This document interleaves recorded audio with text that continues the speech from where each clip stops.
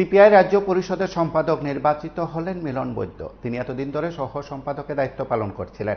তিনি ডাক্তার জ্যোতিষজিৎ দাসের স্থলাভিষিক্ত হয়েছেন। দুদিন ব্যাপী সিপিআই রাজ্য দপ্তরে জুরুদাস ভবনে সেখানে রাজ্য সম্মেলন চলছিল।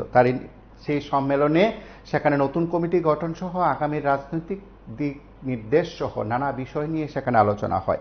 আজ সংবাদ মাধ্যমের মুখোমুখি হয়ে সদ্য নির্বাচিত রাজ্য সম্পাদক মিলন বৈদ্য সহ দুই কেন্দ্রীয় নেতৃত্ব সেখানে সাংবাদিক সম্মেলনে প্রতিক্রিয়া ব্যক্ত করেন, সামগ্রিক বিষয়গুলো উত্থাপন করেন। আমরা তাদের বক্তব্য শুনব। এখন আপনারা জানেন যে রাজ্য সম্মেলন হয় সাধারণত সর্বভারতীয় পার্টি কংগ্রেসের সামনে। আমাদের পার্টির সর্বভারতীয় 25তম সম্মেলন, যাকে আমরা কংগ্রেস 25তম কংগ্রেস হচ্ছে চণ্ডীগড়, পাঞ্জাব। 21শে সেপ্টেম্বর থেকে শুরু হবে, 25শে সেপ্টেম্বর শেষ হবে। তারই প্রাক্কালে আমাদের 31,000 ব্রাঞ্চ থেকে শুরু করে 417টা জেলা এবং 26টি রাজ্যে আমাদের সম্মেলন অনুষ্ঠিত হয়েছে। এবং সেখান থেকেই ডেলিগেট নির্বাচিত হয়ে আমাদের 21 তারিখ থেকে 25শে সেপ্টেম্বর পর্যন্ত যে 25তম পার্টি কংগ্রেস হবে সেখানে তারা পার্টিসিপেট করবে।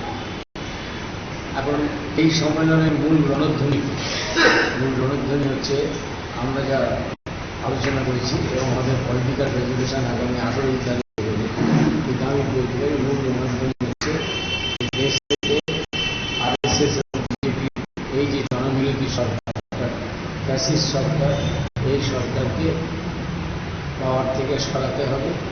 ব্যাপক বাম গণতান্ত্রিক এবং ধর্মনিরপেক্ষ শক্তিকে একটা বিশাল মঞ্চ গড়ে, এবং আমরা এও বলছি যে এই মঞ্চ গড়ার পিছনে বামপন্থীদের একটা বিশেষ ভূমিকা নিতে হবে। সিপিআই, সিপিআইএম, সিপিআইএমএল এছাড়াও বাকি যে সমস্ত ছোটোখাটো কমিউনিস্ট গ্রুপ আছে, আমরা তাদেরকেও বলছি যে এই সংগ্রামের গতি যদি ঠিক রাখতে হবে।